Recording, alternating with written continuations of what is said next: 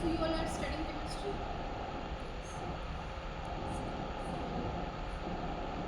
You can relate to if you are doing chemistry things.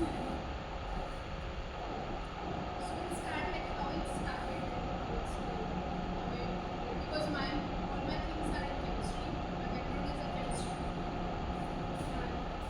So we'll start like where it all began. So I did all my things from the University here. All my majors in chemistry and PhD in chemistry. But my topic was quite astrobiology and astrochemistry interdisciplinary thing that I discussed in short like for a while. Project was like that give me a hint, okay, chemistry can be applied into the astrobiology and the astronomy stuff. Today I used to work with just a simple workstation. All my work is theoretical and I use HP simple works, download workstations and all this like all help me for all the calculations. I discussed the work. So then the transition after when I joined the NICER, Planetary Sciences Department, it was in Namrata. And with me I learned astronomy. I was from chemistry and then I learned chemistry and astronomy for a few months and then transitioned to another continent in Chile. Now I have a full-fledged astrochemistry project that I'm doing. Ultimately, it's going to connect the astrobiology stuff with the science. So what is astrochemistry? It's an overlap of astronomy and chemistry. So we go to study the molecules in space. We keep on connecting with the molecules, where they are, what is the source, how they come, the origin, and what they are doing, how they are processing into more complex or other molecular forms. So this is the main theme for the astrochemistry. But why to study astronomy? They are the modern developer, we call them the father and mother of our astrochemistry. So you can study their papers, they go from very basic chemistry and they keep on relating to astronomy, and then you can find quite scientific papers deep down related to the ICs, dust, everything they have covered, almost everything they have covered. Their whole life is dedicated to astrochemistry. And you know, I got the opportunity to meet the mother of the astrochemistry also. So she's very lecturing. You can find like her paper are written in a very simplistic language that normal chemistry background people can easily understand. If we see some astronomy paper, then there is for a chemistry background people is jumping suddenly to astronomy, you will find difficult. If you go through their papers and then you feel, yeah, there is some connection in astronomy, how chemistry is transitioning to astronomy. So I would suggest to go through their paper. So now, overall, astrochemistry is to study the formation, destruction, processing, and excitation of molecules. Excitation by transition from one level to another, and the spectroscopy. Astronomical environments. Don't want them in our own lab, why we are doing? Because we influence structure, dynamics, and evolution of the overall astronomical bodies or the planets and so overall things are actually governed by the molecules. So molecules define the temperature. Molecules define the pressure, molecular density, they define the conditions. And then you will ultimately end up saying that okay, this is the physical parameter of any region we are studying. Then the physics comes. So if you are not studying chemistry, you can pick the temperature, pressure conditions and you can further move towards the physics. And then ultimately we have to answer the origin of life. From the chemistry we have to connect it to astrobiology. Because origin of life is generally a debated topic. So there are two theories. Heterotopic theory and Plasmodium theory. So the geologists they debate that the life or the life from all originated from the early Earth itself. There is no relation with the outer space. They say that prebiotic soup of the biomolecules all from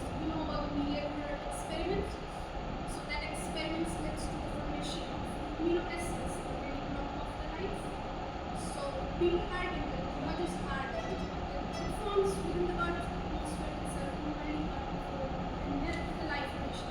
However, the astroscientists believe that no, those molecules, all of organic biomolecules, they were seen in the outer space itself, they were originated there, and then seen into the early Earth by meteorites, and then the lifestyle. And then there are a few people, there is a community that study like interdisciplinary both these things. They say that okay, molecule forms outside, but then they turn into life in the start of the Earth itself. And they process into DNA, RNA, and into first cell within the Earth's surfaces.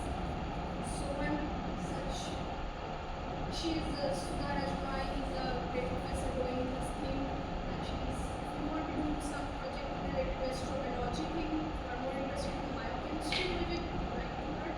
She is, I just met her 2 days back, and she's quite energetic. Her lab is called as a cool lab. Cool lab means the cosmic origin of life. So she works on the biochemistry things, how the RNA, DNA, then she's a great writer also. She always gives lectures, public outreach lectures, and many good lectures talking about this topic. So for chemists, chemistry, I need ISM, external medium, because it gives me a unique laboratory. And how it's unique? Because it's a unique, so it's the unusual chemistry. It's unique because of the different, especially because of the number density. Focus on the number density. The highest number density is in the dense or the cold molecular clouds. It is 5,000 per centimeter. It's quite small. And the temperature 10 Kelvin. And compared with the terrestrial non-realistic conditions, molecular density is quite high. So what do you expect? The pollutions are more high in the normal lab. And it's going to take million years for the same reaction to happen in outer space. That's how the chemistry evolved over all the million years. So that's the unusual thing. But then in this unusual thing, what happens, you will understand, again, because we're doing chemistry, if we have two isomers like HCN and HNC, what do you expect? Which is the most stable isomer? Which one is the most stable? Most stable. HCN is the most stable. And you expect in that if you are forming HCN, then there is no formation of HNC. Because automatically all the HNC, even if it is forming through different collision, if H is colliding even on the end and forming HNC, it's ultimately going to convert into HCN. In the case, because thermodynamic feasibility states that, Gibbs free energy states that. But in the outer space, we have enough time that the HNC can stay for a longer period of time. And so it's unusual because you can also find unstable isomers, which we won't expect in the normal terrestrial lab. We are not going to observe HNC in the lab, but we'll see in the outer space. This is the basic thing that the people argue with this because of the time scale we are forming less stable isomers. There was a talk a few days back in the Astronomy Society of India. The group is together working on this theory only, how the less stable isomers are visible in the space. They're trying to answer that question from the terrestrial point of view. That is actually not possible, but they are trying to predict some mechanism that how HNC can be formed. So I think I conveyed the message that okay, this is unusual chemistry, very unusual chemistry. Even the radicals you will see. So many radicals are being detected. Can you suggest, you see radicals in the lab? Radicals quite they will interact with the other radical and forms other stable molecules. So chemistry is quite unusual. And this unusual chemistry then processed into the different regions of the ISM. This cycle might be like knowing the different how the star forms and when they ultimately forms planetary things.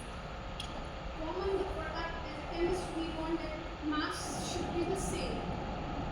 Chemistry will process from different regions, but ultimately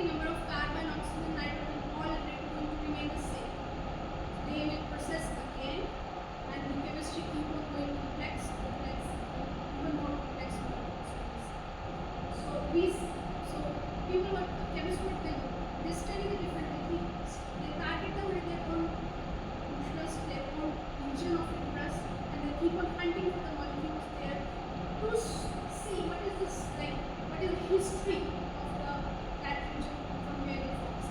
For example, you might be doing Pratap going in our lab the D by H ratio. He is studying isotopes in different regions, and by isotopes he traces like, okay, this can be the history of that particular molecule, of that particular region, because the isotopic ratio is characteristic of every particular region. It's fixed. D by H, if it's in the planetary nebula for any specific, D by H ratio is going to be the same, and if it's in the early stages, it's going to be the same. So it's going to different, like D by H for the planetary nebula. Within the planetary nebula, it's going to be the same, but it's going to be different from the rest of the clouds. So that's how, for any one particular molecule, if he is studying, by studying the D by H, he maps. Okay, this belongs to planetary nebula, this molecule belongs to here, this belongs to here. So from this, so if people like whole astrochemistry community keep on searching for the molecules in different regions of the galaxy. And when we are searching for the molecules in the outer space, it's not a one-way task. Many disciplines have to combine their expertise. And finally we say that, okay, this molecule is confirmed. So how it happens? So let's say if I'm targeting one molecule, I need its electron. How it is forming from all the existing molecules. And then I also want to know how it is destroying some other products. So I need a whole reaction network. So one thing chemistry is going to give is a reaction network.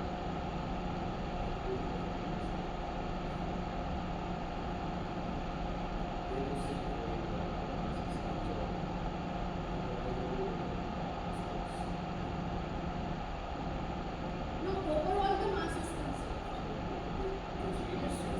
It's just a cycle.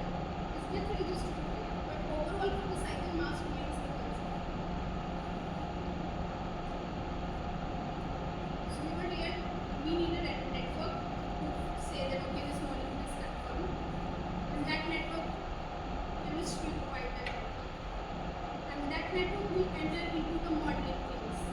So for example, the same, the Barash, Pratap, they both are doing the modeling. So the network enters into their models and they predict, okay, this is the molecular abundance of this molecule in that particular region. They predict theoretically that this molecule can be present in that particular region. We got some idea. Then we ask observers and even the theoreticians to us. They simulate the spectra for that particular molecule, the synthetic spectra, or the laboratory people simulate the spectra for that particular molecule, and they try to combine everything to give the overall, like from then they collaborate with the telescope people. So everyone combines, like they collaborate together. The theoretician or with the synthetic spectra, the laboratory people observing the spectra in their labs, and then the telescopic people, they observe their real observations through the telescope, and then they say, okay, the molecule is confirmed in space. So where as a chemist we are contributing the reaction mechanism and this spectroscopy, because IR rotation spectroscopy is all are done either in the lab or in the by GP. So either you can do it in the labs. This was my first experience to go into some wet lab experiments. So in India we have the labs in the ERL, simulating the outer space, all those conditions. So this is SALT instrument, what they have named it SALT. It simulates the astromolecules at low temperature. And this tube is a shock tube. We call it as HEAS. So it's for shock wave at very high temperature, 10,000 Kelvin. So they can mimic the conditions of as low as 5 Kelvin and as high as 10,000 Kelvin to study how the molecules are actually behaving, to study the collisions and formation of the molecule. So one other people are, I guess, they are Kinshuk Acharya, one other ERL person, and one lab is in IISc.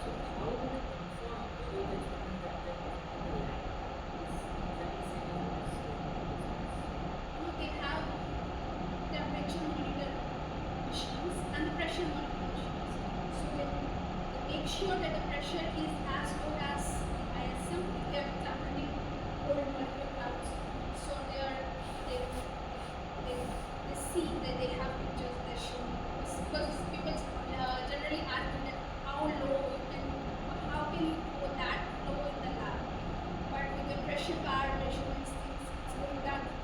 They have features and yes, and the molecular density is also going that way. They are maintaining temperature by medium.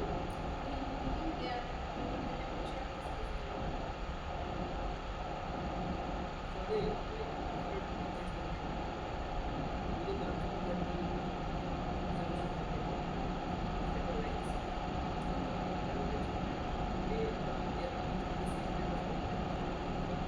Yes, there.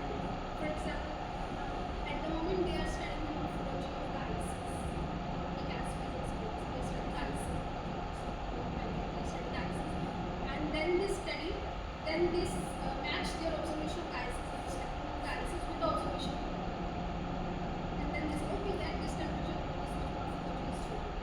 So they do like they match these two observations. Finally, we have to match everything, even if we are doing experiments, ultimately we have to go to the observatory to do everything. That's why telescopes are present. So this is my workstation because I do the dry lab things. I do some particle calculation, like quantum chemical calculations. So for me, this is my system, and I use this to draw every chemical network and do this calculations. So now we have to learn this whole text. The idea is to show spectroscopy helps to detect the molecules in space. From the chemistry point of view, we study three types of spectroscopy: electronic, vibrational, rotational. Electronic, transition between electronic levels, vibrational levels, the higher spectroscopy, and transition between the rotation levels, the lower spectroscopy. So do you have any idea which spectroscopy is the dominant in this space?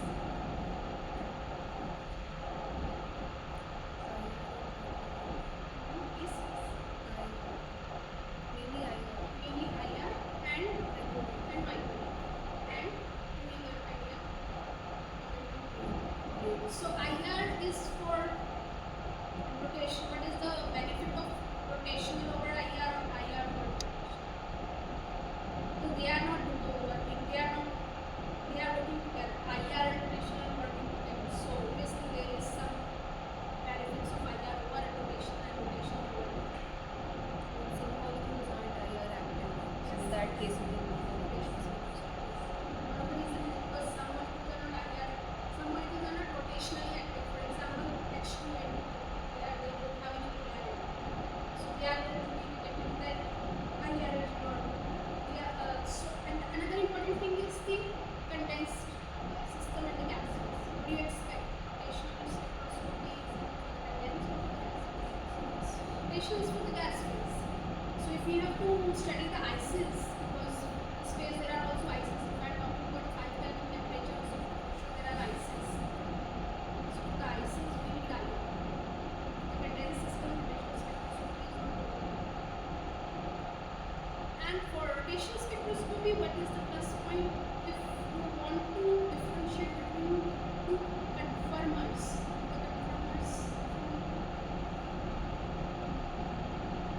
I'm not talking about isomers, conformers, cis and trans conformers. Or if the OH is in this direction and otherwise OH is in this direction, these become the conformers. There is just change in the degree of angle or the these two are differentiated by the rotational spectroscopy, not by the IR, because their functional groups are same. Yes, IR is going to come the same only, exactly same. It's just the difference in the rotational lines. So there comes the power of rotational spectroscopy. So they are all spectroscopy are working together. From molecules to form the whole diversity of senses. They have more than 200 molecules. And you see, when you go to select blue textured molecules are by UV by electron transition, red are IR, black mainly dominated by rotation spectroscopy. That's why we talk about always alpha. Alma is chemical rotation. Luminous are rotation spectroscopy.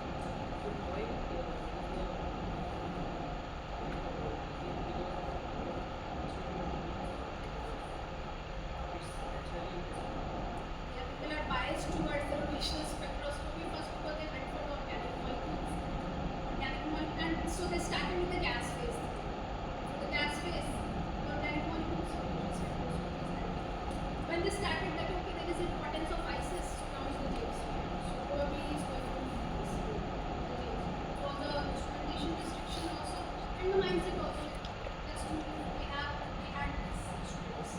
And moreover, one more thing, for the IR, you need space-based observatories, but for the rotational, ground-based observatory can be. So that is the most important, I would say, the reason. Because why? Because rotation, if you are setting up the ALMA thing, that's more cheaper than the James Webb.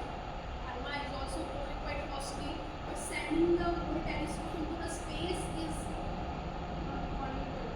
It's quite heavy cost. So if we are searching for the molecules with the help of ground-based telescope, we can search. Space-based comes now when we have, for example, we start sending into space. So this is the astronomer's periodic table. So few elements. So any reason, and one can specify why only few elements in the table. These are most abundant. Why not the many elements? Forms given is one that one to be also many elements.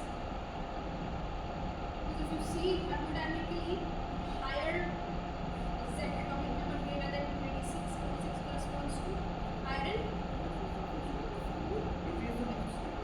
So if it's least abundant, I'm saying after Fe, thermodynamically, see the energetics, it's not possible to form, it's not feasible thermodynamically.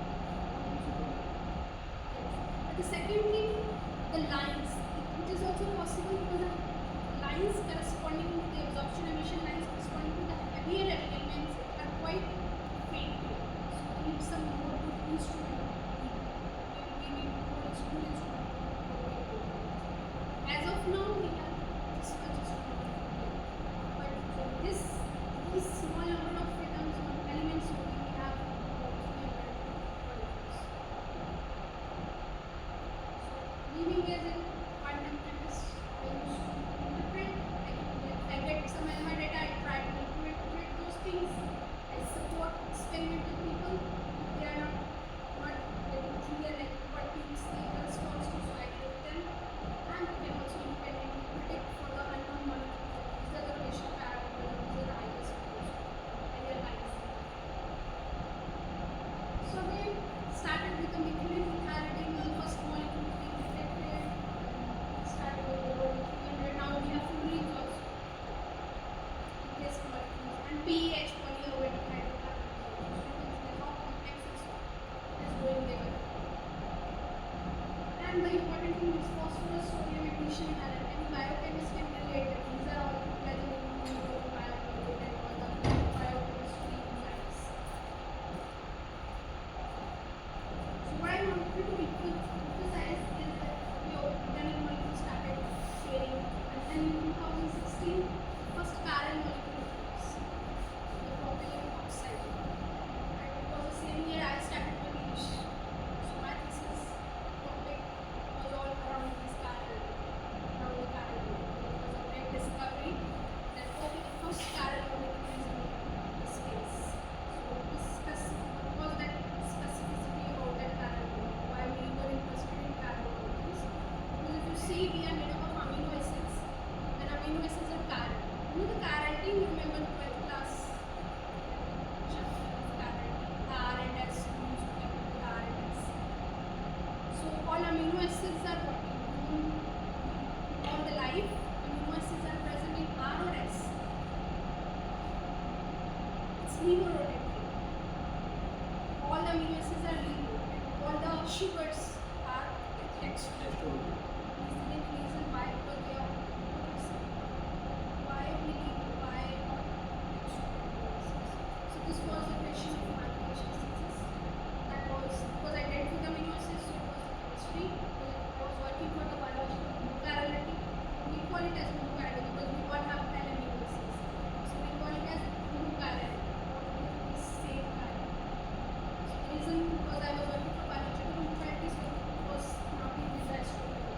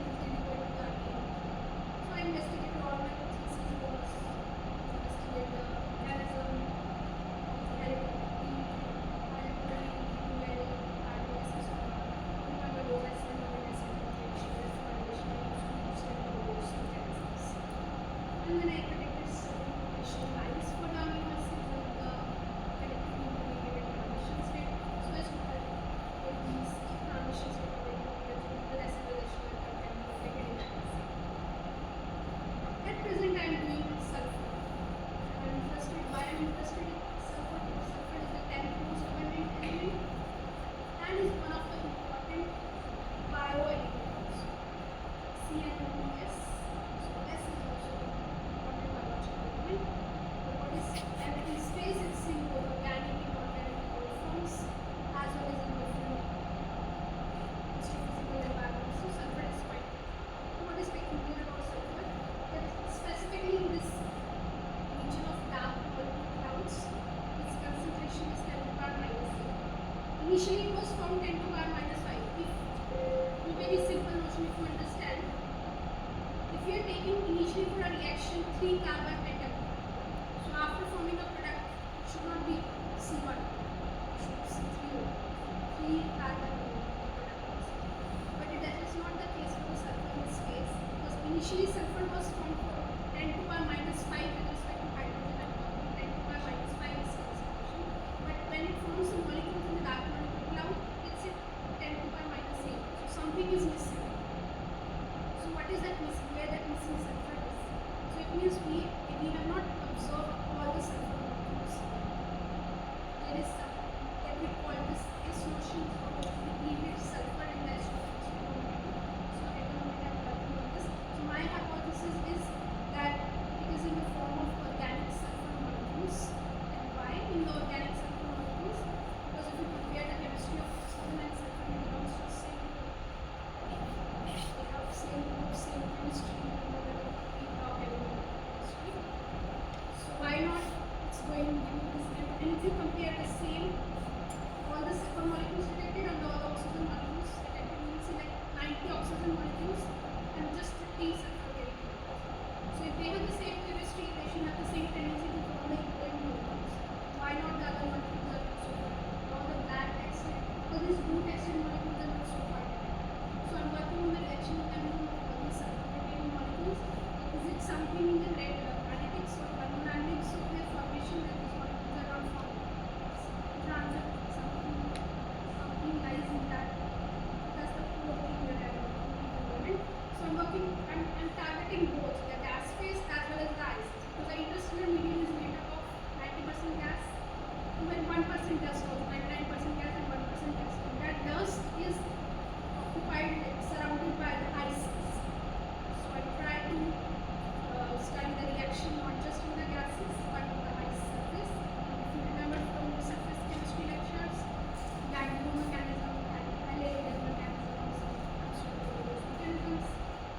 So there is a take-home message that the laboratory work, telescopic observations and quantum chemical simulations together can help in decoding the chemistry of the universe. Future space missions and advanced telescopes will uncover new molecules, reactions, shaping, understanding polarity and industrial chemistry. Elements and molecules that make up life on Earth were once formed in stars and released to the clouds, reminding us of our cosmic origins. So I think we are looking for astrochemistry for to understand the origin of life. Ultimately, we are looking at astrochemistry. So that's all, but before ending, I would like to share how you get opportunities in Chile. So if you are interested in also or PhD, for the astrochemistry we have PANIT, and there is the fund that is supporting me. So they take proposals every year as a fund. Or Alma Fellowships you can apply, or the institute can post you, or the mentor has scholarships. For the astrophysics, if you are dealing with astrophysics, real observations, if you want to include both astrophysics as well as the real observations, then they have a number of fellowships. Namrata, PhD, Alma, Institute Fellowship as well as mentoring. So you write to them. Mentoring is like the same for PhDs and postdocs. So you first find a post, you write a proposal. Good thing for the astrophysics and astronomy thing in Chile is the only language of Spanish, but for the astronomy courses is the English. So it's the plus point. So for the astronomy. So that's all from my side.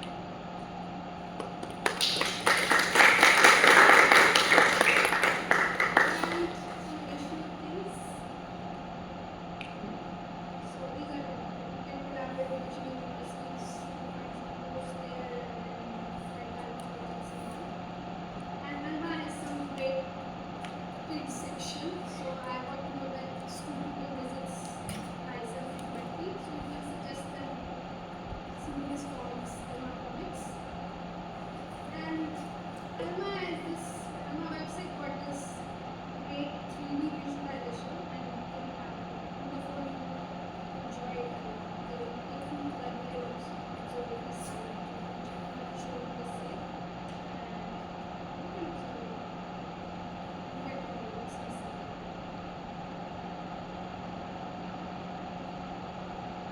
So go to visit page. You can enjoy it on your phone.